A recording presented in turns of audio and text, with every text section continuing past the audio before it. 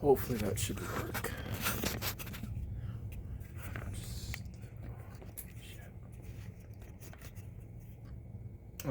Good enough. So we have part 3, and this is going to focus in on my PS1 gaming collection.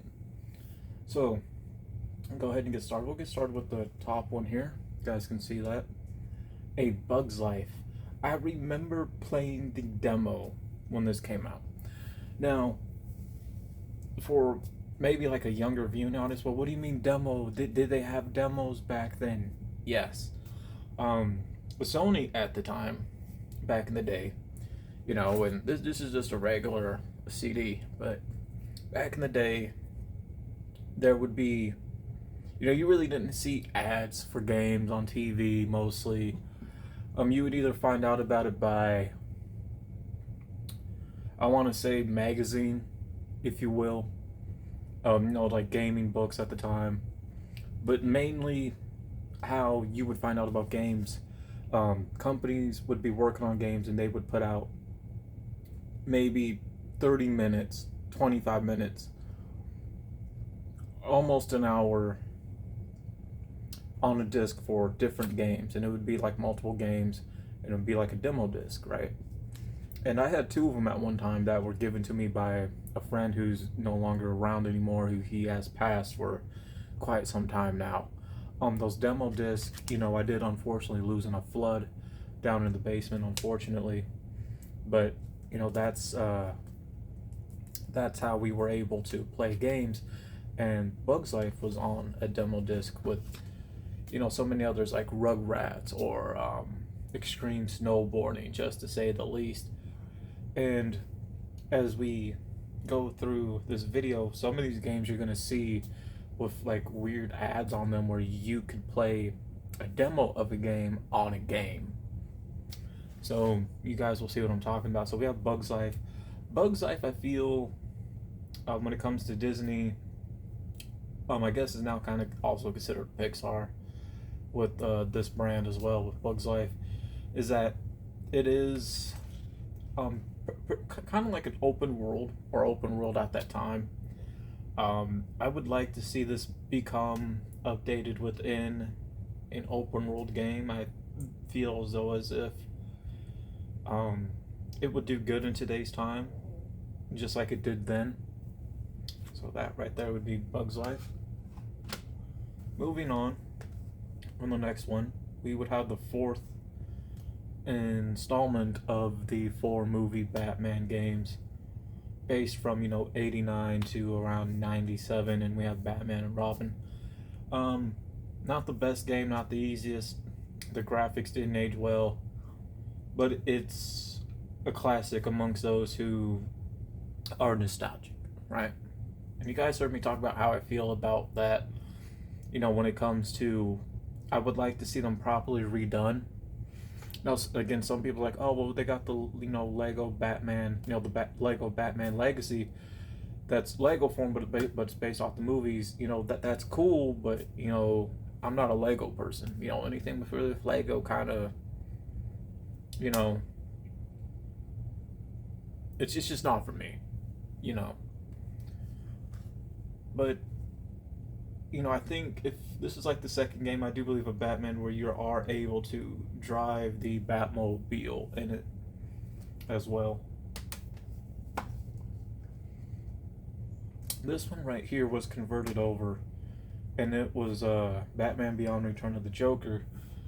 And this was actually a cartridge game for the Nintendo 64. That's one system I would have loved to have played. You guys heard me talk about on History of Gaming, like a short version, and in between those there are 2 systems I never owned, but I got to play them: the Sega Dreamcast and Nintendo 64. And playing this on disc version, not the easiest. Not the easiest. But unfortunately, this is the only Batman Beyond game out there. I do feel like Batman Beyond needs a new game, especially a full-fledged reboot of it. Next game right here, by Disney, Buzz Lightyear of Star Command. So after I want to say after the success of, it was like after Toy Story 1, a little bit before Toy Story 2, if I remember correctly.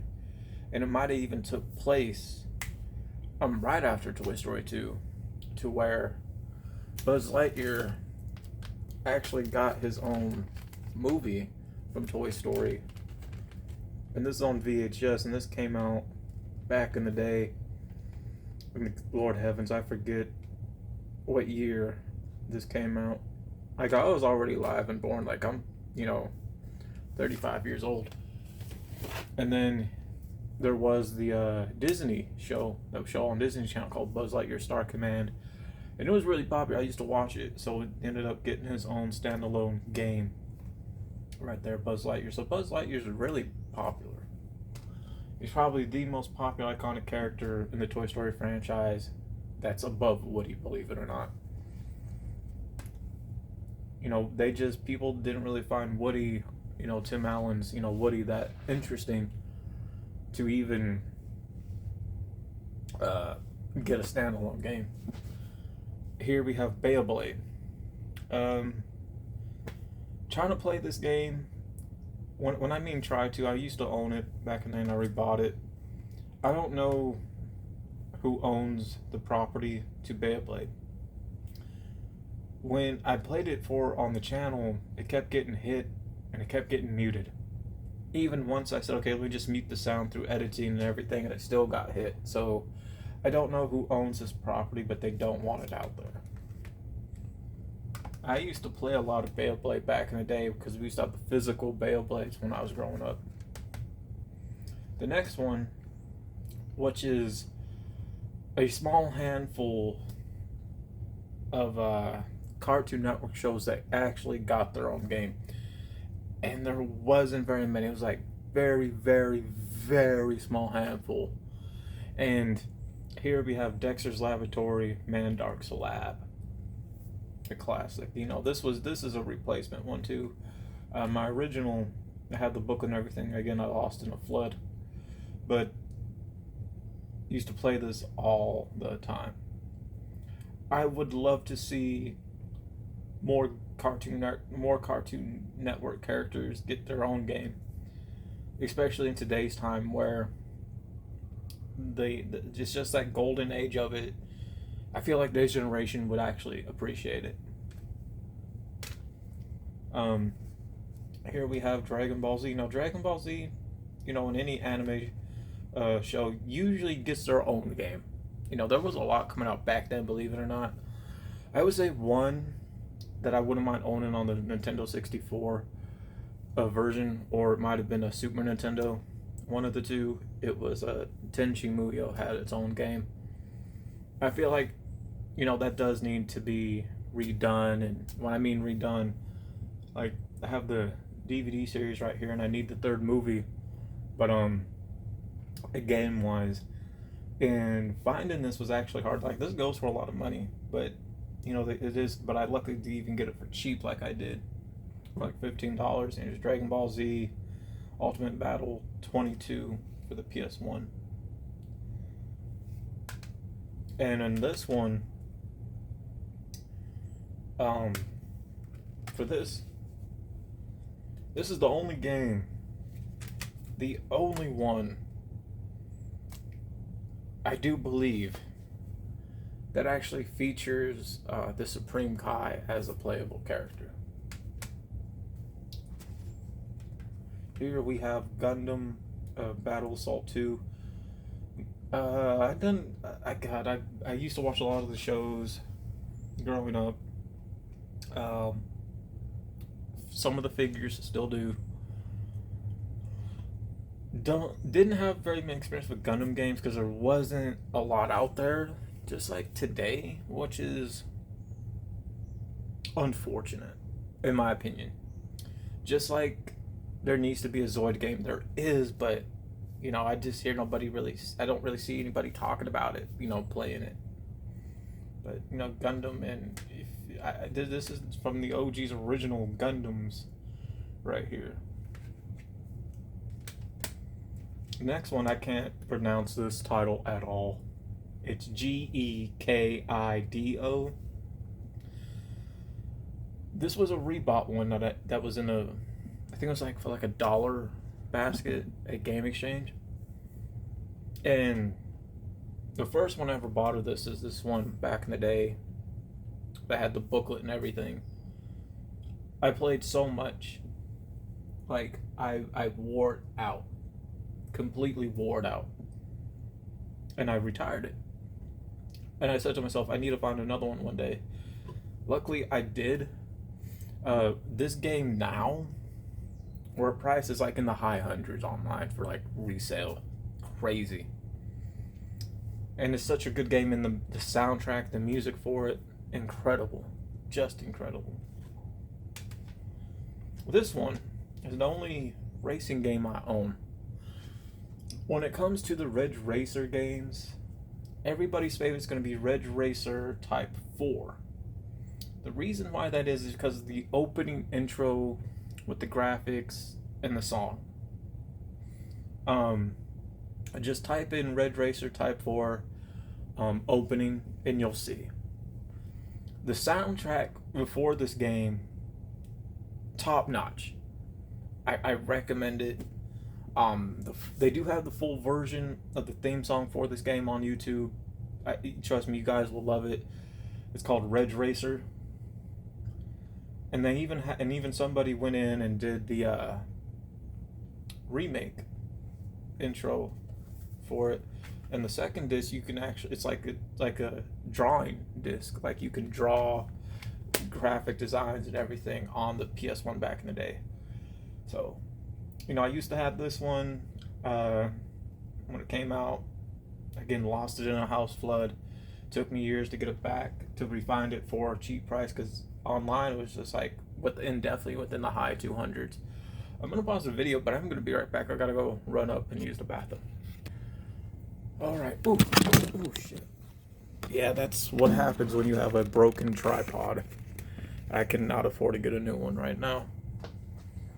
Okay, so to move on, we have Spider-Man PS1 and long box or long case, which I never understood that for the PS1 games. And this is mainly based off the cartoon show, the animated one back then. Part 1 is always going to be cheap, but Part 2 is always going to be expensive.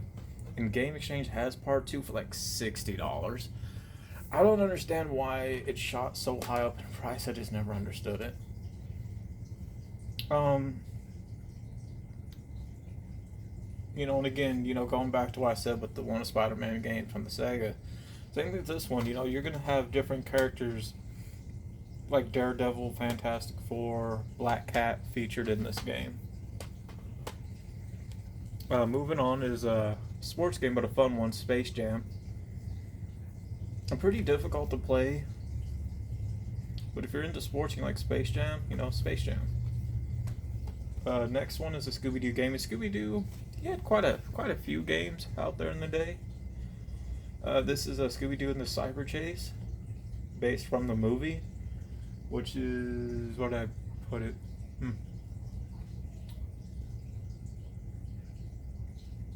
Right here, I actually own it on VHS.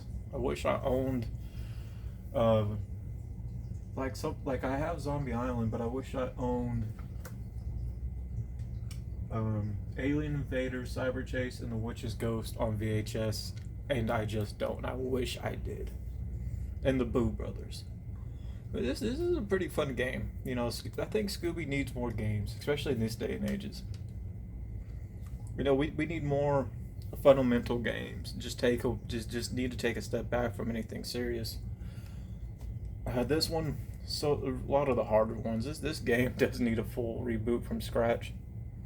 It's Star Wars Episode 1, The Phantom Menace.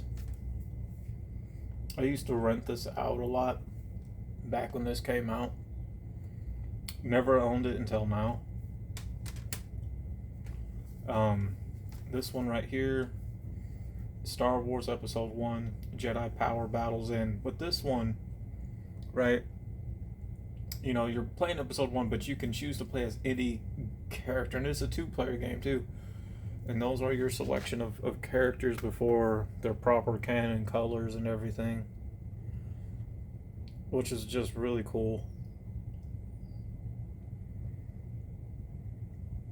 Man, I can never get past the first stage though. Next one we have Star Wars, The Clone Wars, Republic Heroes. Pretty decent, you know. I like it. You know, not really much to say. Next one, which I feel like when it comes to these older Hanna-Barbera cartoon shows, like a few decades or so before I was born, but you know, came back around in the 90s and 2000s. Flintstones, and the Flintstones deserve a game. They do. They really do. It needs to come back. I would even like to see Space Ghost, who is like another version of Batman, but get his own game. And this is okay, you know. It's not nothing too major. It's okay. Next here we have Tomb Raider 1, right? We have Tomb Raider 2, and I'm a huge Tomb Raider person. Tomb Raider 3, and this one right here is the game I'm talking about, where you can play a demo of a game before it comes out. So Tomb Raider 3 has the demo of Tomb Raider The Last Revenant, which would be this one right here. And then we have Tomb Raider Chronicles, which I never knew about. And next we have Toy Story 2. That's right, Toy Story 2. You mainly play as Buzz Lightyear pretty much throughout this game. And it's such a really awesome game that I would love to see part 2, like I said, part 1, be brought back from the ground up, redone, fully remade.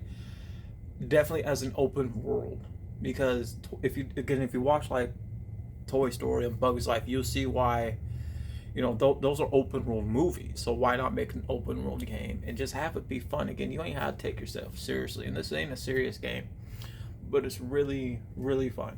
And I used to rent this a lot, never owned it. It was expensive for me to own, along with the Bug's Life one. Here we have the first game that was released for the PS1 back when the PS1 first launched, very first launched, Pin Tin Bowling. I liked Pin Tin Bowling. You get to choose, customize your own character. The little sound and everything is just unique, and I can't help but to love it. You know? Next we have one game here that is crazy expensive. X-Men Children of the Atom 1. I paid $200 for this. I used to have this one because it was given to me by a friend of mine who did pass of a heart attack, just like he gave me those demo discs back in the day. And again, the original one I had that I was given was lost in the house flood. Where I stand right now, where the house flood happened, and it just got so bad, you know, over time, patching that up and everything. It's something still leaking, still flood from the rain, but not like bad that it was. And I mean, it was like bad, like just bad flood, like a house flood, bad. Thank God it didn't get to upstairs. But you know, it just, you know, it took me so long to replace this, and like this thing, I even seen like go for like $1,000 too. Like it's an expensive PS1 game, very expensive PS1 game. And like I did with a few videos on TikTok, you know, saying, you know, you want to guys see how much I'm able to try to get for certain things at Game Exchange, because I like to lowball people. I'm gonna find a few of those videos and post them here for you guys. But if you guys like to see me bring this in to see how much I'll be willing to offer for it, let me know. But I'm not really gonna part with it.